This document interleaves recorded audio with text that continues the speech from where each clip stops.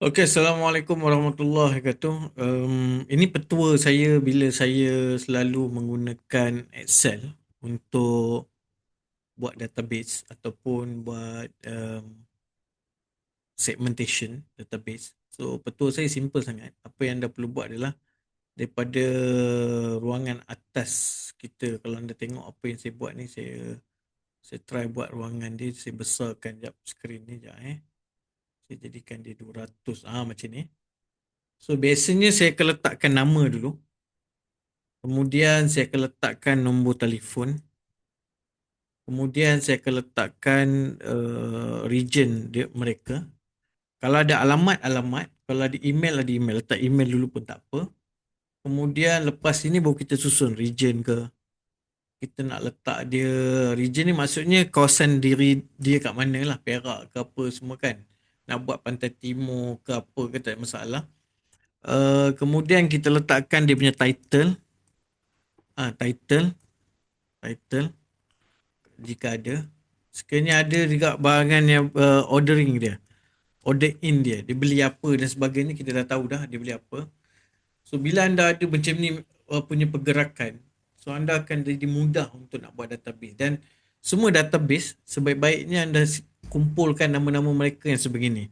Ada database yang kadang-kadang saya cakap apa dia, anda mula dengan 5 orang dulu. So kenapa mula dengan 5? Sebab saya galakkan instrumen yang saya selalu pakai adalah 5, 10 macam tu. Untuk tujuan apa? Untuk tujuan saya dan kita semua faham bila mana kita buat sesuatu blasting ataupun kita nak buat sesuatu campaign melalui SMS, email dan WhatsApp ni, kita kena test dah sampai pada kita dulu.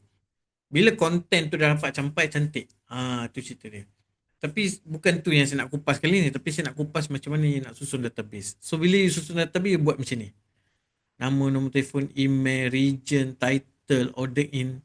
Kalau you ada detail ni, lagi you tambah lagi detail macam ni. Alamat. Oh, lagi kemas. Alamat dia dengan dia punya postcode apa semua. Kalau yang ada macam tu, nanti saya akan cerita kenapa perlu ada database macam ni dan macam mana nak guna untuk marketing kat luar pula. Nak tarik orang masuk pula bagaimana. Tapi overall case dia macam ni lah. Simple sangat. Anda buat begini, so anda akan nampak kesan dia bila anda kumpul database macam ni. Anda mudahkan cerita. Anda mudahkan cerita. Ada yang tim saya, kalau ada yang pakar tu, saya letak sini Perak, dia dah boleh buat region dah. Ataupun dia masuk sini Perak state saja, dia dah tahu region dia apa. Boleh buat formula macam tu pun ada. Dan nama macam biasa masuk nama penuh dan nama samaran penuh tak masalah. Kau dapat nama samaran dia pun okey, tak masalah. Nombor telefon dia masuk kan. Kena ada 6 kat depan, email dia pun masuk kan. Masuk kat email dia. Email dia masuk kat email dia, senang macam tu. Kemudian region dia mungkin dia di selatan.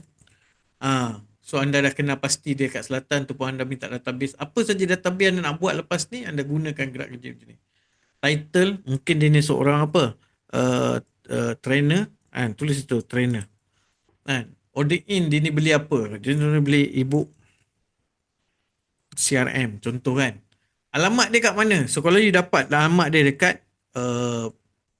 dekat Muar, Johor. Ada postcode dia pula, lagi cantik. Kalau postcode dia letak asing. Kalau you dapat asing kat alamat dia, nombor rumah dapat, yang paling penting ni postcode. Ni dapat postcode dia pun lagi bagus. Ini lagi cantik kalau you dapat postcode dia. Lepas tu dia punya tempat kan. Contoh Muar kan. Tu pun cantik. Dapat postcode dengan ni pun cantik. Sebab ada benda yang kita boleh buat lepas tu. Biasa saya buat macam ni lah. Pergerakan saya buat macam ni. Supaya saya mudah nak cater database gitu. Boleh jelas So saya harap anda semua dapat detail macam ni. So saya nak anda kumpulkan gerak kerja. Tak kisah database daripada view, database 1, database 2. Cuma selepas daripada database ni, sebaik-baiknya anda boleh tambah tarikh kemasukan database ni. Contoh tarikh key in database. So you nak refresh dia, contohnya you tarik key in dia bulan Januari. Kan?